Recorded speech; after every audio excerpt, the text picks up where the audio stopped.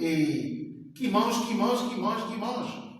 Et pour cette nourriture, il peut tuer, pour cette nourriture, il peut écarter les gens, il peut pousser quelqu'un s'asseoir à sa place. Pour cette nourriture, il est prêt à se bagarrer. Pour cette nourriture, il est prêt à insulter. Pour cette nourriture, il est prêt à commettre des abominations. Le chrétien peut se souiller par la nourriture. Et avant toute chose, avant de manger, de porter toute chose à la bouche, le chrétien doit prier. Le chrétien doit prier et remettre, que ce soit même des médicaments, avant de le porter à la bouche, vous devez prier, vous devez remettre au Seigneur et dire, Seigneur, que ce médicament que je prends, que cette recette que je suis en train de prendre, je le remets en tes mains. C'est toi qui guéris. Les médecins soignent, mais c'est toi qui guéris. Et alors, le chrétien ne doit pas prendre n'importe quoi et le mettre dans son corps pour se souiller.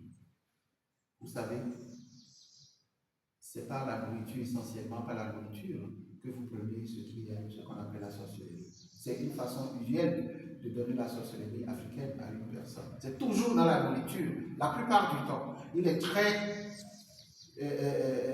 très rare de donner la sorcellerie pendant le sommeil ou d'une autre façon à une personne. Mais ce qui est usuel, c'est dans la nourriture qu'on vous donne la sorcellerie très souvent. Ou bien par l'acte sexuel. On peut vous donner la sorcellerie par l'acte sexuel. Et quand vous ne faites pas attention, dans la nourriture, on vous le donne. Et le soir, vous vous retrouvez à vous balader. Et alors, celui qui vous a donné cette nourriture-là, et qui veut que vous soyez dans dans son groupe, dans les cercles, comme j'ai dit tout à l'heure, il vient vous chercher et vous partez pour une première fois. Et puis après, vous connaissez désormais le chemin et vous y allez. Et quand vous y allez, qu'est-ce qui se passe? Il n'y a que des abominations qui s'y passent. À ce qu'il paraît, c'est un cercle qui ne connaît que les choses mauvaises. C'est un cercle qui ne connaît que tuer. C'est un cercle qui ne connaît que donner la maladie à une personne. C'est un cercle qui détruit la grossesse des gens. C'est un cercle qui ne connaît que donner l'infirmité aux enfants. C'est un cercle qui ne connaît que détruire l'avenir d'une personne, réduire l'avenir d'une personne à néant. Et on vous dira, si c'est un lien de famille, on vous dira, on va vous donner le pouvoir, on va vous transmettre un pouvoir ancestral. Et on vous transmet ce pouvoir-là, et alors vous commencez par détruire autour de vous. Alors, paraît-il que votre propre enfant, quand vous l'avez, votre propre enfant, et sentira comme le poisson bien frit. Quand il passe devant vous, il a une odeur de poisson ou bien de la viande bien frite. Et quand vous avez, comment on appelle, quelqu'un passe devant vous, et qui est même un enfant ou bien une femme enceinte, qui passe devant vous, vous avez envie de sucer l'enfant qui est à l'intérieur de son ventre. La sorcellerie ne fait que ça. La sorcellerie ne connaît pas le bonheur. La sorcellerie ne connaît pas le bien-être. La sorcellerie n'apporte pas la richesse, ça ne porte que la destruction. Alors, c'est pendant la nourriture, pendant qu'on vous donne la nourriture, qu'on vous transmet ce pouvoir-là, qui est un pouvoir occulte de Lucifer. Et rien de ce côté-là n'est bon pour l'homme. Ça avile l'homme, ça détruit l'homme. Et quand vous voyez ceux qui sont dans ces cercles, ce sont des gens malfaits, ce sont des gens qui s'habillent à peine, ce sont des gens qui mangent à peine à leur faim. Ce sont des gens qui n'ont aucune importance. Alors, le Christ nous appelle, à part ces choses qui nous souillent. Il y a une dernière chose que je n'ai pas dit, le chrétien ne doit pas se promener avec son sexe. Le chrétien ne doit pas aller à gauche à droite avec son sexe. Il tape Jacqueline aujourd'hui, il tape Jacques aujourd'hui, et après-demain c'est Séraphine, etc., etc.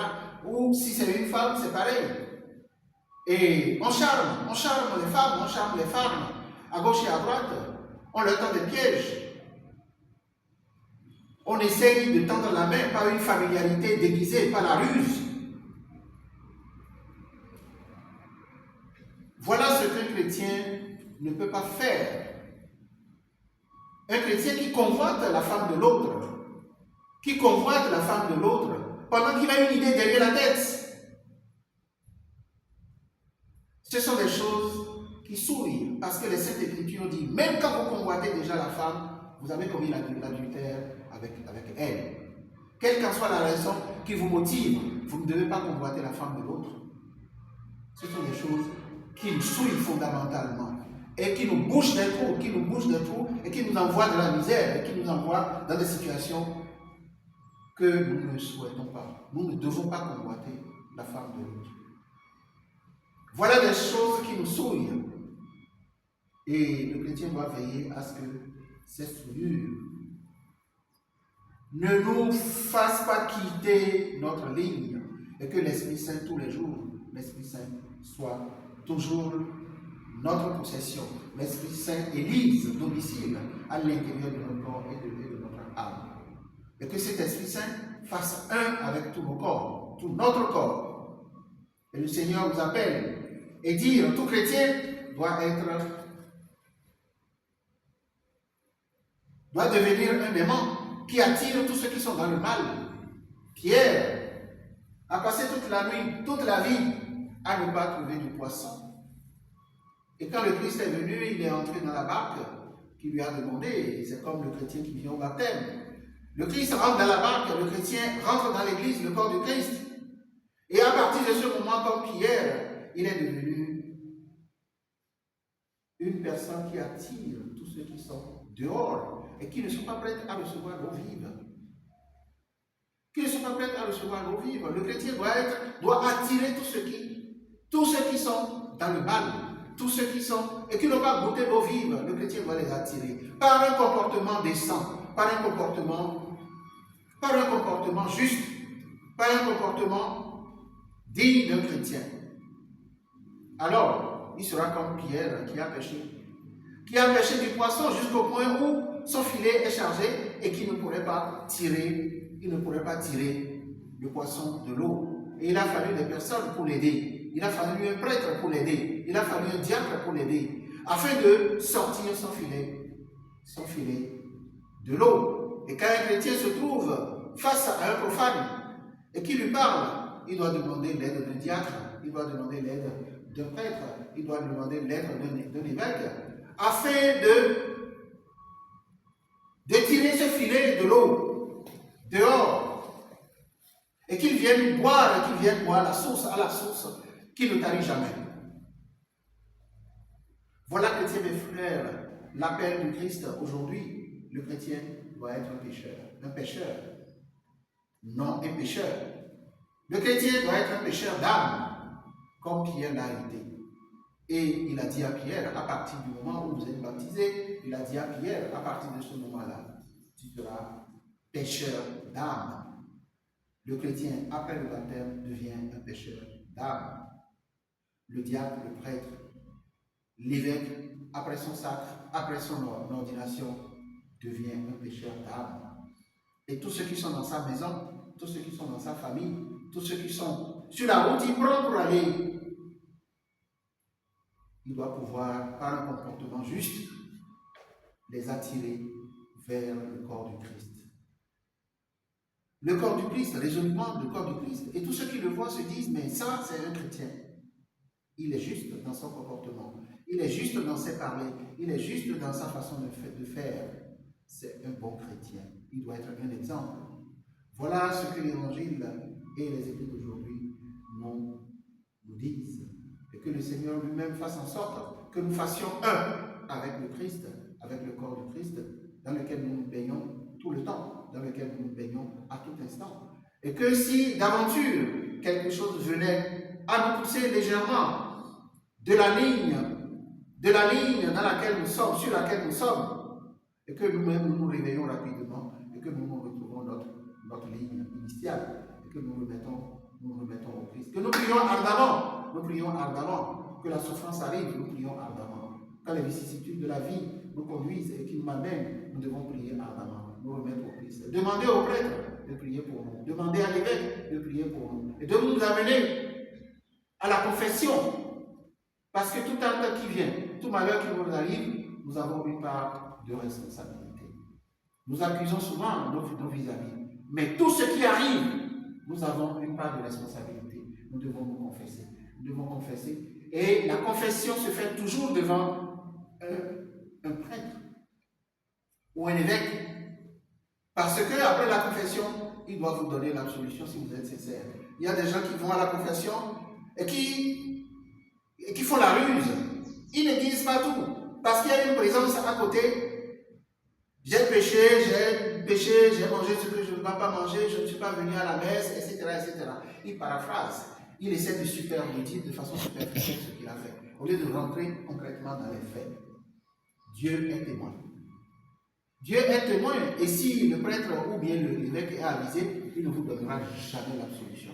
Si vous vous comportez comme ça, le prêtre sait, l'évêque sait, il ne vous donnera jamais l'absolution. Le péché dans lequel vous êtes, le péché va continuer à vous poursuivre. Et cette fois, vous poursuit de façon à vous perturber de façon sérieuse à l'intérieur. Vous perturbez vraiment pour que vous sachiez que, au lieu de vous absoudre, au lieu d'enlever ce poids, la confession, c'est comme le baptême. C'est se régénérer. Au lieu de vous régénérer, si vous allez vers la confession et que vous faites la ruse, vous n'auriez rien fait. Vous retournez dans un état de malédiction.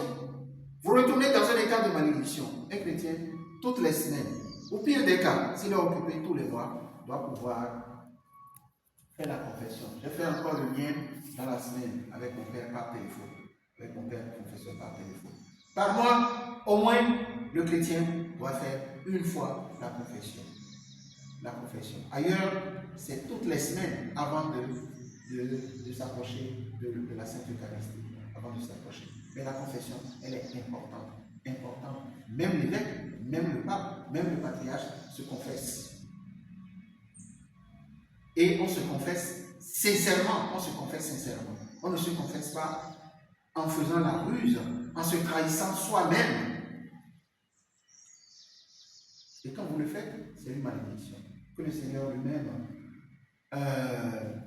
fasse en sorte que nous ayons des comportements justes, afin que l'Esprit Saint, comme il a dit lui-même, que l'Esprit Saint soit toujours en nous. Le Père, le Fils, que l'Esprit Saint nous garde et nous fortifie.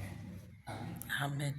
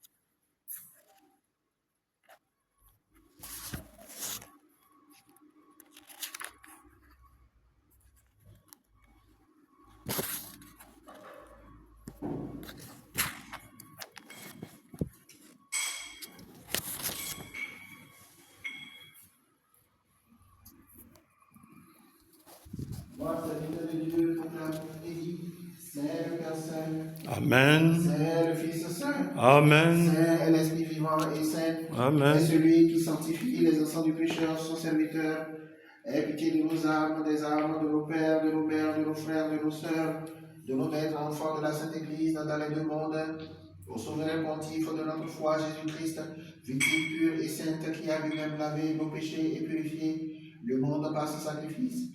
À Dieu le Père, à qui sont dus la louange, l'honneur et la puissance, et à son Esprit Saint en ce moment où s'accomplit cette divine Eucharistie en tout temps, et à toutes les heures et tous les jours de notre vie. Amen. Mon Dieu, reçois de nos mains cet encens de suave odeur, gage de notre prière et du saint sacrifice qui t'est offert par ton peuple, car à toi convienne la gloire en même temps qu'à ton Fils unique et à ton Esprit Saint, maintenant, en tout temps et toujours et dans les siècles des siècles.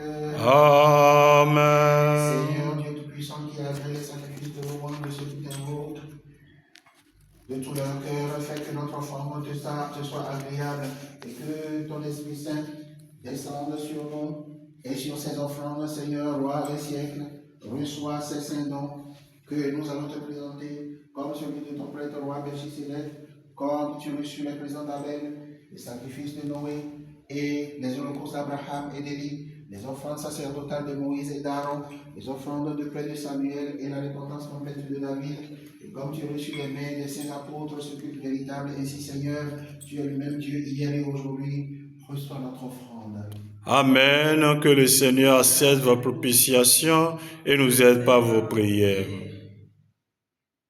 Confessons alors notre foi au Seigneur et disons ensemble, nous croyons en un seul Dieu. Le Père Tout-Puissant, Créateur du ciel et de la terre, de toutes les choses visibles et invisibles, et en ce seul Seigneur Jésus-Christ, Fils unique de Dieu, engendré par le Père avant tous les siècles, lumière de lumière, vrai Dieu de vrai Dieu, engendré, non pas créé, consubstantiel au Père, et par qui toutes choses ont été faites, qui, à cause de nous les hommes, et pour notre salut, est descendu des cieux, a pris chair par le Saint-Esprit en la Vierge Marie, Mère de Dieu, et s'est fait homme. Il a été crucifié pour nous sous Ponce Pilate, a souffert, est mort, été enseveli, est ressuscité le troisième jour, comme il voulut, et est monté aux cieux, siège à la droite de son Père, d'où il reviendra dans sa grande gloire, juger les vivants et les morts, lui dont le règne n'aura pas de fin, et en un seul Esprit Saint, Seigneur, qui vivifie toutes choses, qui possède du Père, qui est adoré et glorifié. Soit la même adoration avec le Père et le Fils. Il a parlé par les prophètes et les apôtres. Et en l'Église, une sainte, universelle et apostolique, je confesse un seul baptême pour la rémission des péchés et attends la résurrection des morts et la vie nouvelle du siècle à venir. Amen. Dieu, Seigneur de toute vie, enfin purifiés, nous pouvons nous saluer les uns les autres par un baiser saint et ainsi, afin d'être unis par le lien de l'amour et de paix de notre Seigneur et Dieu Jésus-Christ. Mes frères et mes sœurs, donne-nous la paix. Paix à toi dans le Seigneur. Miséricorde, paix et grâce de Jésus-Christ notre Seigneur.